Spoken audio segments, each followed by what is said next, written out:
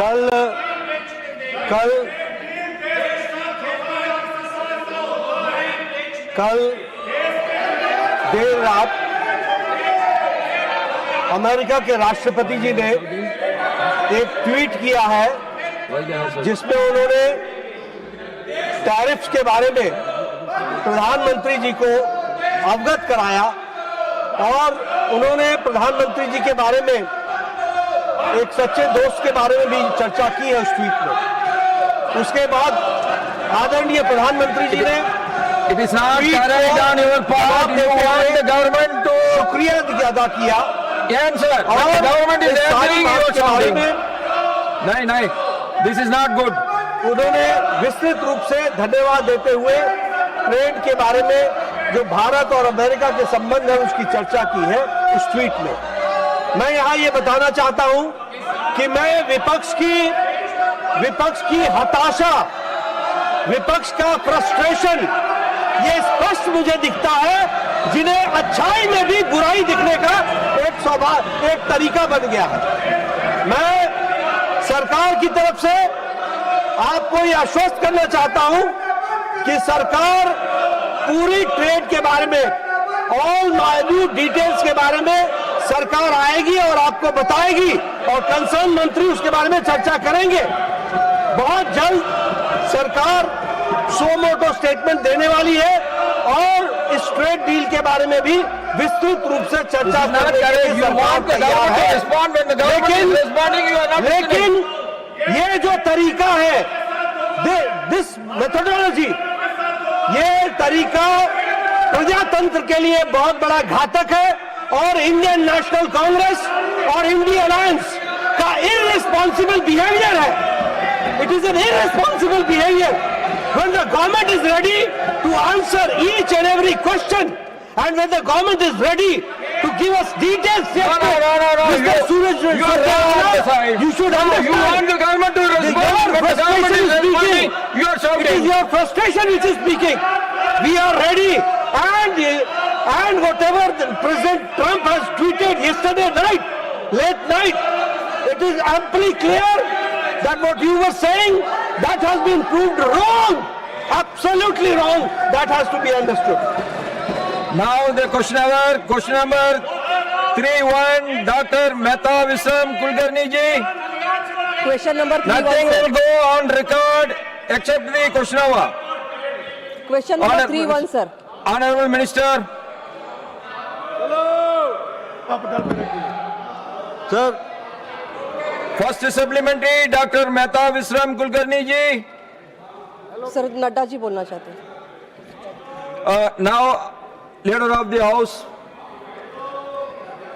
सभापति जी, मैं फिर से रिकॉर्ड पर लाना चाहता हूं कि ये जो इंडियन नेशनल कांग्रेस है और ये जो इंडी गठबंधन है, इनका जो व्यवहार है वह बहुत ही निंदनीय है और वह एक तरीके से इस बात को प्रतिलक्षित करता है कि न तो उनको देश के विकास में इंटरेस्ट है, न ही देश के ट्रेड और हमारा व्यापार बढ़े इसमें इंटरेस्ट है।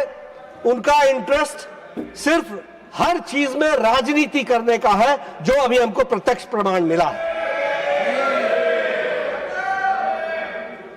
पहले ये कहते रहे कि ट्रंप का जवाब दीजिए, ट्रंप का जवाब दीजिए। 50% टैरिफ लग गया, भारत क्या कर रहा है? आज जब सो मोटो स्टेटमेंट अमेरिका के राष्ट्रपति ने देर रात कल ट्वीट किया और उसमें कहा, प्रधानमंत्री जी की तारीफ करते हुए उसने कहा कि मैं उनका सच्चा दोस्त हूं and he is the only strong leader like me, इस तरीके के शब्दों का उपयोग करते हुए उन्होंने यह कहा कि मैं टैरिफ को 25% से रिड्यूस करके 18% करता हूं। प्रधानमंत्री जी ने उसका जवाब दिया और उसमें धन्यवाद दिया है। सरकार किसी बात से भी, कोई भी बात से चर्चा करने से पीछे नहीं रहती है, हमेशा आगे रहती है। मैंने आज भी इनको आश्वस्त किया कि government will come out on a suo motu statement today itself. We are ready for it और हम चर्चा करने के लिए भी तैयार है। कौन सी बात का चर्चा हमने नहीं की? आपने जी राम जी कहा, उस पर हमने चर्चा की। आपने SIR कहा, हमने उस पर चर्चा की। आप देश में एक वातावरण बनाने का प्रयास कर रहे हैं कि सरकार कुछ छुपा रही है, सरकार चर्चा नहीं करना चाहती। अरे आपके पास मुद्दे नहीं रह गए। You are issueless party now, you have got no issue.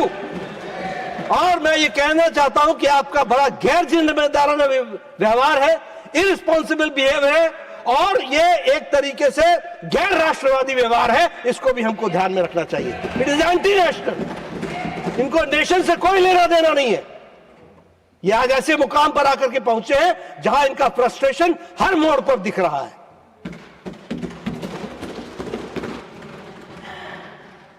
Now first supplementary doctor Mehta विश्राम कुलकर्णी जी। माननीय सभापति महोदय, मैं सरकार का अभिनंदन करती हूँ। उत्तर में ये साफ दिखाई दे रहा है कि यूपीआई भारत के बाहर भी 8 देशों में उपयोग में आ रहा है, और आज दुनिया में सबसे अच्छी डिजिटल पेमेंट टेक्नोलॉजी यूपीआई है। मेरा फर्स्ट सप्लीमेंट्री ये है कि मैं सरकार से ये जानना चाहती हूँ कि जिन देशों ने यूपीआई को स्थानिक भुगतान प्रणालियों से जोड़ने का या उसे संचालित करने की व्यवस्था पहले से लागू की है, वहाँ इस प्रक्रिया के क्रियान्वयन अथवा एकीकरण में किन किन विशिष्ट नियामकीय, तकनीकी और द्विपक्षीय समन्वय संबंधी चुनौतियों का सामना किया जा रहा है, तथा इन चुनौतियों को तैनाती की समय सीमा और दायरे पर क्या प्रभाव पड़ रहा है? Honourable minister. सभापति महोदय, मैं आपके माध्यम से माननीय सदस्य को अवगत कराना चाहता हूं कि NPCI इंटरनेशनल पेमेंट लिमिटेड, जो NIPL द्वारा भारत के बाहर किसी देश में यूपीआई के संचालन का कार्य किया जाता है।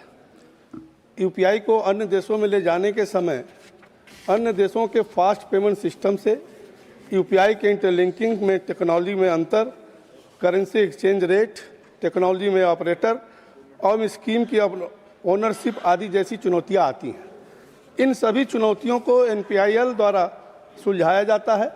इसके अलावा अन्य देशों की जो घरेलू प्राथमिकताएं भी देरी का कारण बनती हैं। इन सब के बावजूद भी अभिमानी सदस्य ने भी कहा कि आज अन्य देशों में 8 देशों में यूपीआई सफलतापूर्वक चल रहा। सेकंड सप्लीमेंट्री डॉक्टर मेहता विश्राम कुलकर्णी जी। मैं ये सरकार से जानना चाहूँगी कि क्या सरकार ने अंतर्राष्ट्रीय यूपीआई एकीकरण के संदर्भ में होस्ट कंट्रीज के नियामकों और वित्तीय संस्थाओं द्वारा उठाई गई प्रमुख चिंताओं जैसा डेटा स्थानीयकरण, cyber security, anti money laundering, terror financing का काउंटर, इसके लिए अनुपालन तथा निपटान जोखिम की पहचान सरकार ने की है? यदि हाँ, तो RBI और NPCI इंटरनेशनल पेमेंट लिमिटेड के साथ समन्वय में इन प्रत्येक चुनौतियों के समाधान हेतु कौन कौन से कदम उठाए गए हैं? धन्यवाद। Honourable minister. सभापति महोदय, मैं माननीय सदस्य को जो चिंता जाहिर की है उसके विषय में बताना चाहूँगा कि मेजबान देशों के निकायों और वित्तीय संस्थानों द्वारा जो भी चिंताएं जाहिर की जाती हैं उनके संतोषजनक समाधान दिए जाते हैं। भारतीय नियामक RBI समय समय पर गाइडलाइन जारी करती रहती है कि NPCI और NIPL एवं इससे इकोसिस्टम से जुड़े प्रतिभागियों को सभी जोखिमों का सख्ती से मूल्यांकन करना है। साथ ही विदेशी भागीदारी देशों के नियामक संस्थान भी समय समय पर गाइडलाइन जारी करती रहती है। यूपीआई का विदेशी फास्ट पेमेंट सिस्टम से इंटरलिंकिंग मेजबान देश के घरेलू कानूनों और नियमों के अनुरूप ही होती है। Third supplementary doctor Radha Mohan Das Agarwal ji. माननीय सभापति महोदय, आपके माध्यम से मैं जानना चाहूँगा, क्या माननीय वित्त मंत्री जी को यह जानकारी है कि यूपीआई के पेमेंट सिस्टम में कोई भी भारतीय नागरिक किसी भी दूसरे नागरिक के अकाउंट में बिना उसकी जानकारी या उसकी सहमति या अनुमति के पैसा ट्रांसफ़र कर सकता है? ऐसी स्थिति में यदि पैसा भेजने वाला किसी गैर कानूनी